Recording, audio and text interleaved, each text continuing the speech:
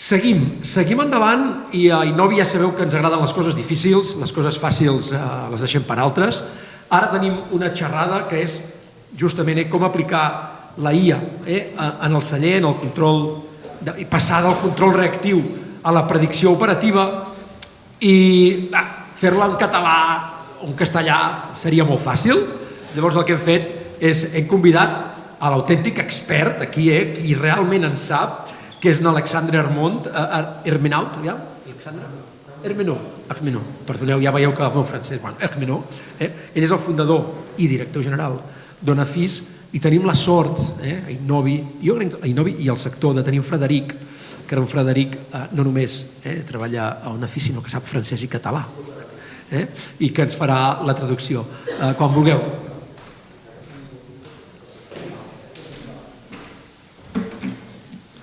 Se m'escolta? Sí? Em sentiu? Sí, ara sí. Sí, hem decidit perquè tenim aquí l'Alexandre Hermenaut que vaig conèixer fa potser 4 anys ara i acompanyo a Catalunya i a Espanya amb el desenvolupament d'Onafis, em coneixeu i el coneixeu alguns. De fet, heu fet la visita just abans, no m'allargaré gaire, però sí que hem decidit, perquè com és un expert del sector de l'intel·ligència de dades i de l'intel·ligència artificial, que ho faci al seu idioma, que seria més interessant, jo crec, sé que tothom l'entendrà, llavors per això hem decidit de fer d'aquesta manera una mica, potser traducció consecutiva, que espero que sigui agradable i interessant per tothom. O sigui que gràcies Alexandre, i dono la mà i intentaré fer les traduccions. Merci. Bon, du coup, moi j'ai commencé en 2018, où j'avais fait la rencontre d'un domaine vitivinicole, où moi je viens du monde de l'informatique et j'ai créé justement Onafis pour suivre les différentes étapes de vinification, de la réception du raisin jusqu'à la mise en bouteille. El projecte neix el 2018 d'una trobada amb un celler del Muscadet. L'empresa està a Nantes, no sé si veieu, la desembocadura del Loira, i és una interacció amb un productor de Muscadet en biodinàmica. De fet, ja afegeixo una mica d'informació, sempre ho faig, ho sento, però bueno, jo com conec la història. I aquesta interacció ha permès de veure una mica les problemàtiques que tenia el productor al seu dia a dia. Je viens du monde de la banque, mais j'ai amené mon expertise dans le monde vitivinicole pour créer un certain nombre d'études. I el seu currículum ve del món del banc i dels seguros, bàsicament de gestió de dades i de seguretat. Pour commencer, je me suis dit, on entend parler beaucoup d'IA. J'ai l'impression que justement vous êtes très aguerris justement sur le sujet, parce qu'on a eu beaucoup de présentations faites aujourd'hui. Mais je voulais reprendre certaines bases avant de commencer. Començar, potser abans de començar a parlar de sensòrica i de les aplicacions que podem veure al celler, tornar a les bases. Sé que hi ha moltes presentacions ara, espero que no sigui redundant, però almenys començar a parlar dels conceptes. Quan parlem d'IA, de què parlem? Il y a beaucoup de confusion justement entre l'IA, le machine learning, le deep learning. Et c'est vrai que c'est un certain nombre de mots qu'on utilise, surtout par les médias.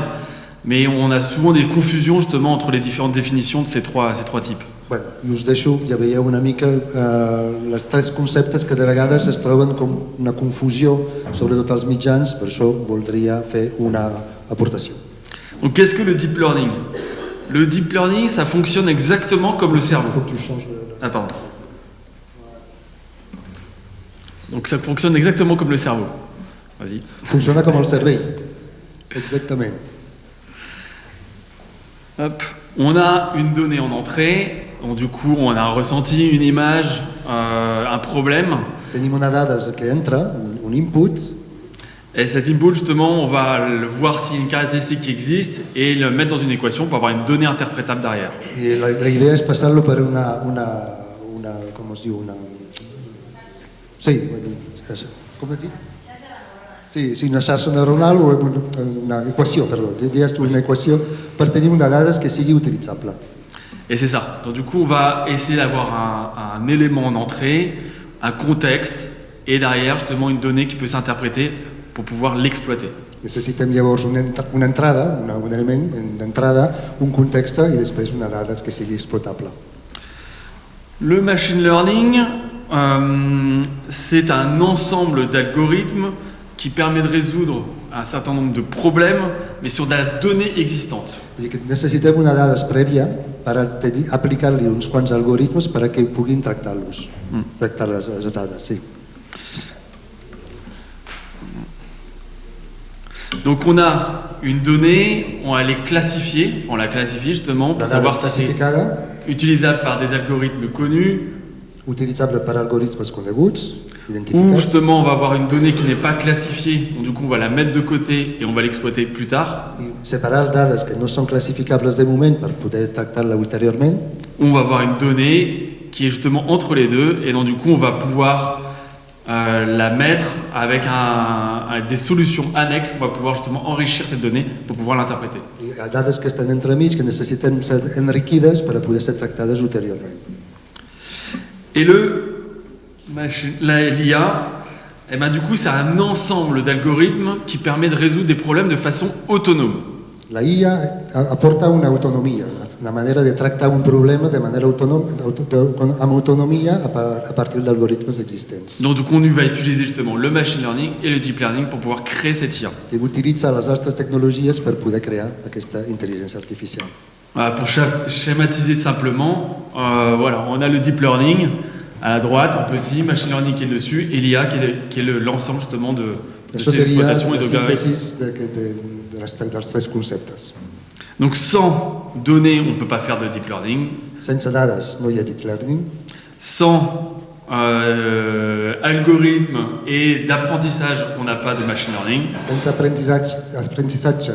aprenentatge i sense algoritme no tenim machine learning, Et sans avoir été passé par le deep learning et machine learning, on n'a pas d'IA. i sense els dos primers no hi ha intel·ligència artificial. Donc nous, on a créé justement, on a fait comme ça. Quand je suis arrivé en 2017, j'ai remarqué que justement, il y avait un certain nombre d'étapes qui n'étaient pas suivies dans la réception du raisin jusqu'à la mise en bouteille. Quan va començar el projecte UNAFIS s'ha adonat que no hi havia ni les dades, que no hi havia tot aquest procés, no estava integrat al procés de producció de vins. Donc on a commencé à créer des outils comme le suivi de densité que vous avez pu voir chez Ricardo. Hem començat a dissenyar uns quants sensors que aconsegueixen les dades, com els sensors de densitats que acabem de veure tots amb l'expériència de Ricardo a la visita. On a créé des outils qui permettent de suivre justement l'environnement et la sécurité des employés dans cet environnement de travail. Eines que també, això és un producte que aquí potser no té tant de necessitat, però ara a nivell europeu serà obligatori, de gestionar la seguretat dels empleats a nivell d'entorn fermentatius on hi ha un problema de CO2. Afegeixo coses bastant, però perquè entengueu una mica la problemàtica de tenir aquesta sensòrica aplicada a la seguretat dels empleats. Et on a créé des outils en fait pour suivre toute la partie de aging wine, l'élevage de vin. Això que dèiem abans, que són moments una mica claus de les fermentacions, que són moments molt curts i molt tens, no hi ha molt poc temps per tractar les informacions, que són els densios i les fermentacions, i el nivell llarg de la criança dels vins, que són també altres sensors que ara detallarem. Donc grâce à ces outils, on va collecter de la donnée et en plus, ce qu'on a réussi à faire, c'est de se connecter à un certain nombre d'outils annexes pour collecter de la donnée sur des outils déjà existants dans votre cadre. La idea és justament de produir i col·lectar dades, però també d'anar a buscar dades que ja estan disponibles. Hem vist això, que es tracta de sumar, això que diem abans amb Ivins, la presentació també de la visita, és a dir, es tracta de tenir totes les informacions al mateix lloc i que nosaltres la podem agregar també amb els nostres sensors. Et grâce à ça, justement, on a la donnée qu'on peut collecter, on peut créer des modèles de données, on peut créer des algorithmes et pouvoir justement avoir des interprétations et que la donnée soit acteur et joue justement sur le pilotage de vos systèmes automates comme la thermorégulation, la climatisation. Crec que és important entendre que ha sigut passos, és a dir, de moment no hi havia dades, havia de buscar les dades, llavors necessitava sensòrica. Ara que tenim dades, tenim capacitat de generar això que dèiem del machine learning i aquestes coses per tenir els nostres propis algoritmes. Llavors ja comencem a tenir aquesta evolució. Ha sigut la conversa amb Idovi en un principi perquè podíem abordar aquesta projecció ara d'aquesta trajectòria d'una empresa que comença amb la sensòrica i que acaba amb la IA. Et si je prends l'exemple justement rien que des fermentations, on a recollecté plus des dizaines de milliers justement, de millions de données sur les fermentations, ce qui représente une expérience de 79 ans pour un vigneron, alors que nous ça fait que 7 ans qu'on existe. L'acumulació de dades es tracta en milions de dades i això justament dona molta informació que hauríem necessitat potser quasi 80 anys per recollir que han fet en molt pocs anys. Mais bon, à quoi ça sert? jusqu'où on peut aller justement avec toutes ces données, ces automatismes, ces collections justement d'algorithmes, et à quoi ça va vous servir justement dans votre monde de winemaker? Concretament, de què serveix i a on anem? On peut justement garder plus besoin de s'inquiéter. Plus besoin de s'inquiéter justement lorsque vous allez en cave ou justement simplement pour vos employés. Le système d'extraction va être piloté automatiquement en fonction de vos habitudes, en fonction des habitudes de vos salariés et également suivant de vos méthodes de travail, donc du coup des dégagements de CO2 qu'on peut avoir, tout en optimisant la consommation électrique. No fa falta preocupar-se. És a dir, aquí, per exemple, és una aplicació amb un celler en concret, però de l'aeració del celler en moment de fermentació. És a dir, estàs segur de que el sistema d'aire sigui capaç de reduir el nivell de CO2 perquè no hi hagi perill, en funció de tots els processos, de la gent que treballa, per descomptat, i de com treballa, dels seus mètodes de processos.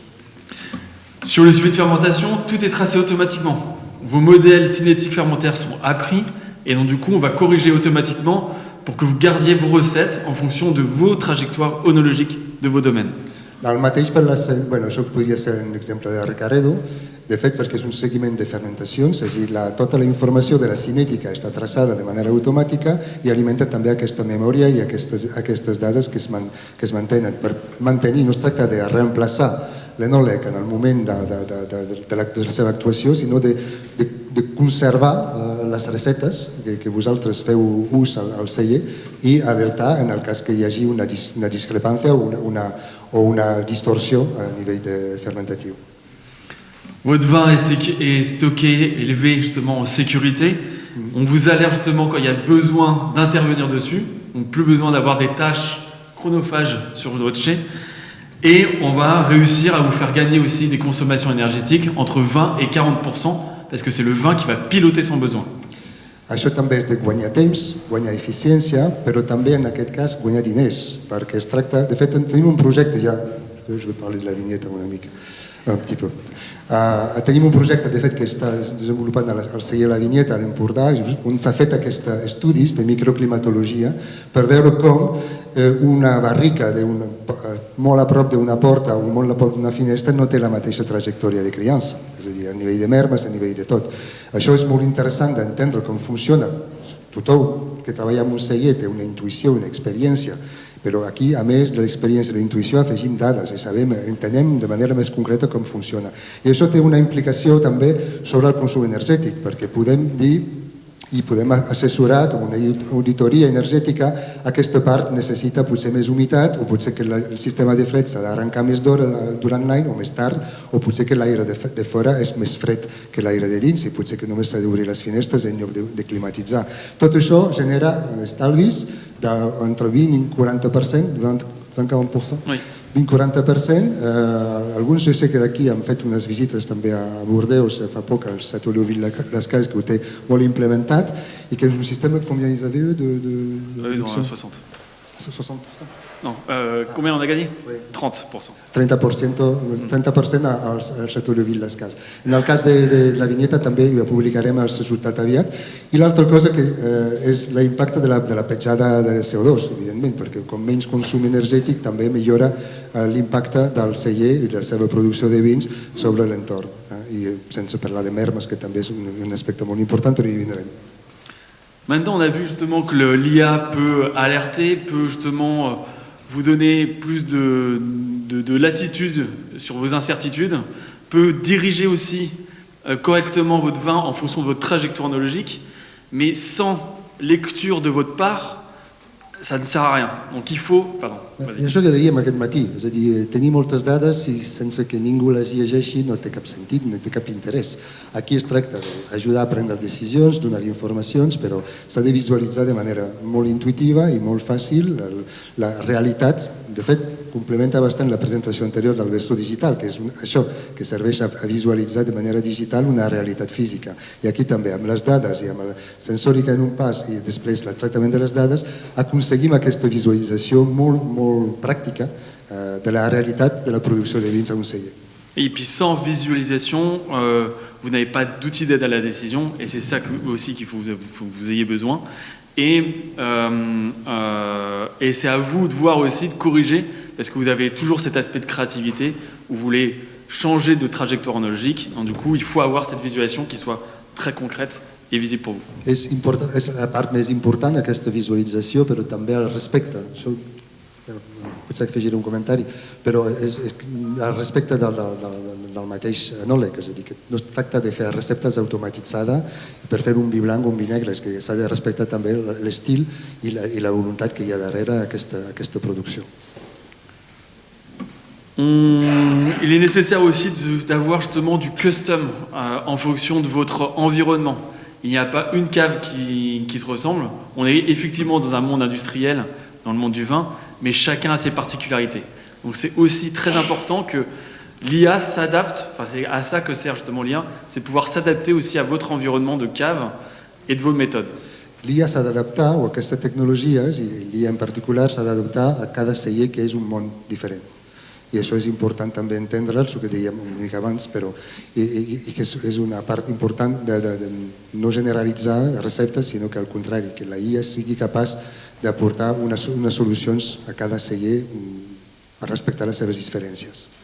Donc on a vu justement que grâce à l'IA, on va pouvoir justement sécuriser son vin, on va pouvoir sécuriser ses employés, on peut être en sérénité de travail aussi, parce qu'on va avoir la donnée qui vient à soi au bon moment, à bon escient.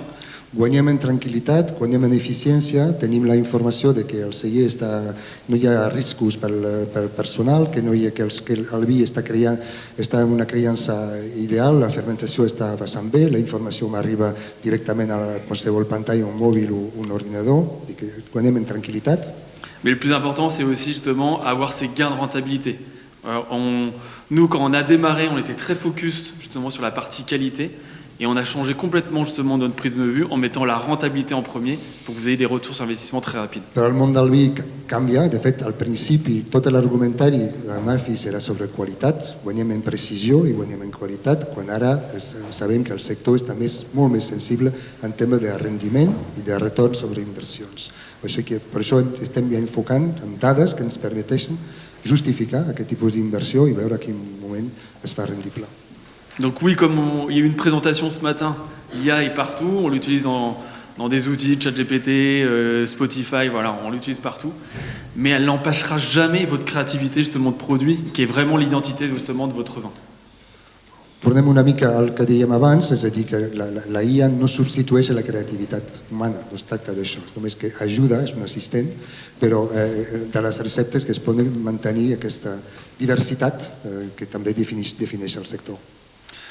Bon, je vais terminer justement par un dernier petit exemple. Acabarem amb un cas concret, un exemple. C'est une petite cave à Bordeaux, à 100 barrels, 100 fûts. 100 barriques només. En élevage. En criança.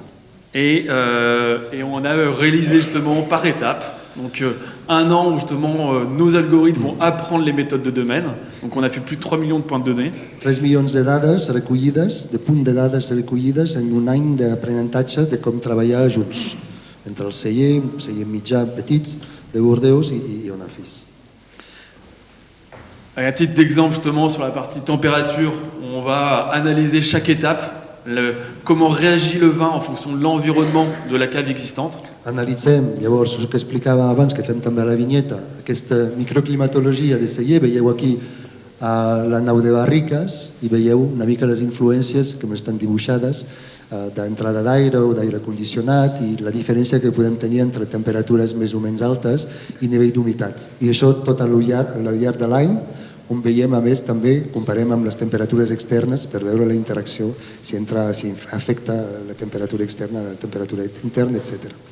Et pareil, on va non seulement comprendre comment voyage le vin, comment il réagit le vin en fonction de vos trajectoires et de cet environnement, de ce contexte, mais aussi on va capter l'extérieur pour voir comment le bâtiment réagit en fonction de vos méthodes de travail. Es tracta d'entendre com envelleix el vi, aquesta trajectòria durant la criança, segons la seva situació, la seva posició dins d'un entorn, d'una geografia que aprenem amb detalls a entendre, en aquest cas, I també tota la part de climatització, és a dir, que analitzem també tots els consums energètics, tots els consums energètics que també monitoritzem per veure la correlació que pugui tenir entre les dades dels vi mateix, la informació que tenim, que poden ser oxigen dissolt o riscos de desviació microbiològica, temperatures, etc., i les condicions externes i sobretot el consum énergétique. Et ce qui était intéressant, c'est que du coup, on était avec deux générations. Donc il y avait le papa qui est très âgé et qui ne veut surtout pas qu'on touche à la caractéristique de son vin, l'identité de son vin. Donc c'est un grand domaine à Pomerol qui s'appelle Vieux Château-Sertan, je peux le citer à l'oral. Són tres generacions. Hi havia un debat, ho coneixem també aquí, vull dir que això passa a moltes famílies, debats entre generacions, aplicar que l'avi no volia que es canvi l'estil, perquè hi ha un estil, aquest celler té un estil molt peculiar a nivell dels seus vins, que és la seva marca, i el que volia mantenir, i tenia una mica de reticència a implementar noves tecnologies com aquestes, que podria anar cap a una generalització, potser perdre aquest tret de definició del vi. Et la nouvelle génération, donc du coup le fils, qui lui cherchait beaucoup plus de rentabilité, de profitabilité et aussi de sérénité, d'une charge mentale en moins. I el fill que buscava potser més practicitat, serenitat, facilitat de treball i també rentabilitat. Llavors hi havia com aquest debat. Et on a marié tout ça. I hem aconseguit fusionar-lo o casar-lo. Grâce justement à toutes ces données, ce machine learning, cette partie IA, pour que justement on réponde toujours aux caractéristiques du papa et tout en ayant justement des retours sur investissement avec une rentabilité dès la première année, parce qu'on va avoir la consommation en moins, on va avoir la consommation énergétique en moins, et on va avoir des temps opérationnels qui sont pas marqués sur ce tableau-là, mais qui sont au-delà des 15 000 euros par an.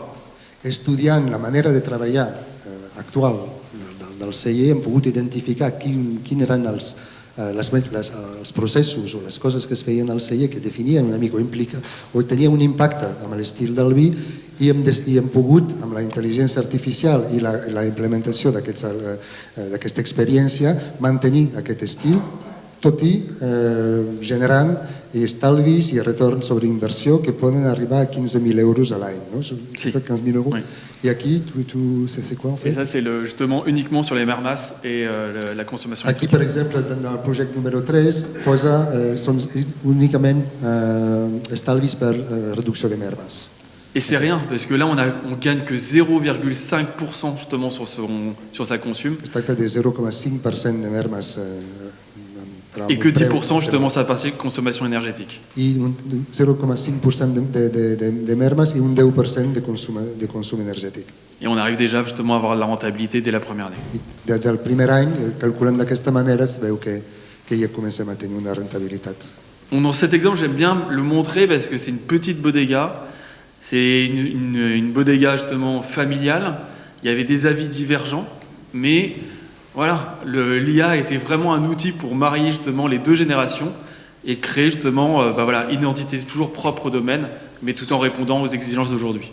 És un exemple bastant emblemàtic perquè no es tracta d'un gran celler, una gran marca, una part més industrial, és un celler mitjà, petit, fins i tot petit per Bordeus, amb les seves problemàtiques de transició generacional, amb la que jo suposo que ens parla tothom, i que justament que no és una tecnologia que no és pels grans o només pels punteros, no és que és una tecnologia que al final acabarem tots per aplicar, tenir amb Monafis o amb altres empreses, això ho dic de manera molt transparent, però que sabem que l'aplicarem, però que si ho fem val la pena perquè en un principi ràpidament hi ha una millora tant de qualitat, això ho dèiem al principi, però també de rentabilitat.